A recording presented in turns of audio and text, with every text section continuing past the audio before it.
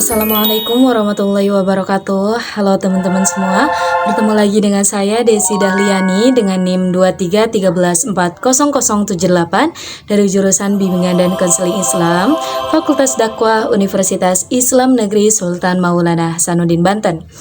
Oke teman-teman, ini adalah video learning journal ke-9 dari mata kuliah Public Speaking yang diampu oleh Bapak Dr. Adi Kusuma, SIKOM MSI.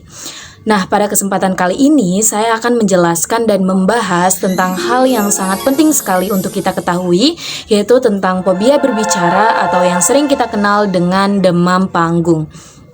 Nah, buat teman-teman yang kepo, jangan lupa tonton sampai akhir.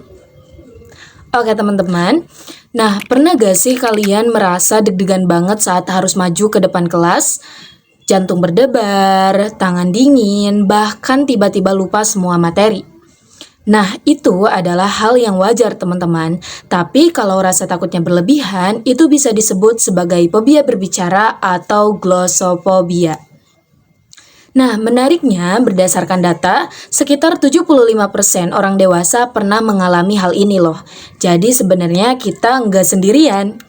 Nah, selanjutnya kita akan membahas nih tentang ciri-ciri demam panggung atau fobia berbicara. Yaitu ada secara fisik dan secara emosional.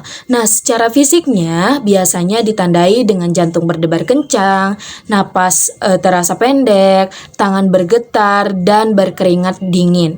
Bahkan ada juga yang sampai mual dan juga pusing loh teman-teman. Nah, kalau dari sisi emosional dan pikirannya, biasanya kita merasa takut dinilai jelek oleh orang lain, khawatir salah, atau bahkan tiba-tiba blank saat berbicara. Nah, hal ini yang membuat kita jadi panik dan kehilangan fokus saat melakukan presentasi.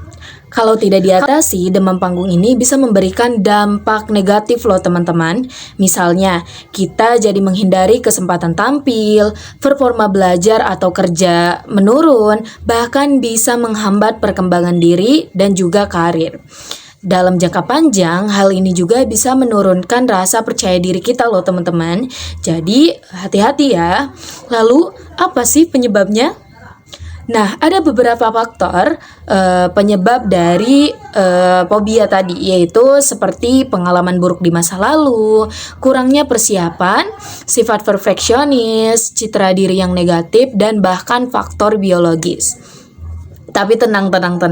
Ada kabar baiknya teman-teman, yaitu demam panggung bisa diatasi loh.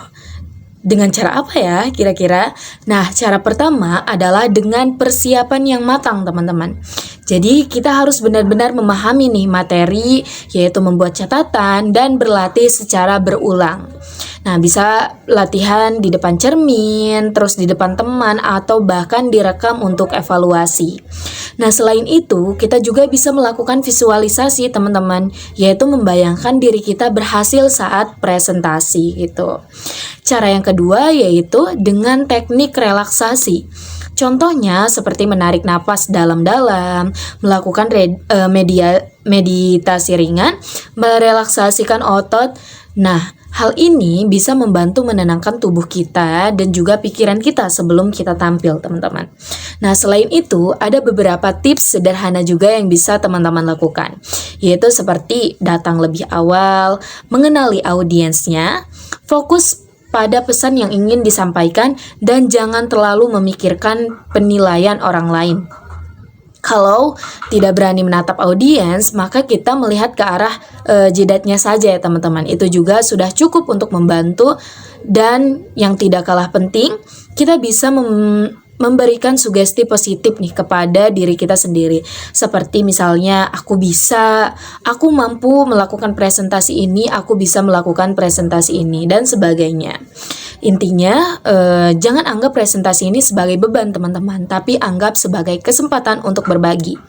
Nah, sebagai penutup, saya ingin menyampaikan bahwa dalam panggung itu, demam panggung itu adalah hal yang normal ya teman-teman, dan bisa diatasi, yaitu dengan latihan, dengan melakukan persiapan, dan pola pikir yang tepat.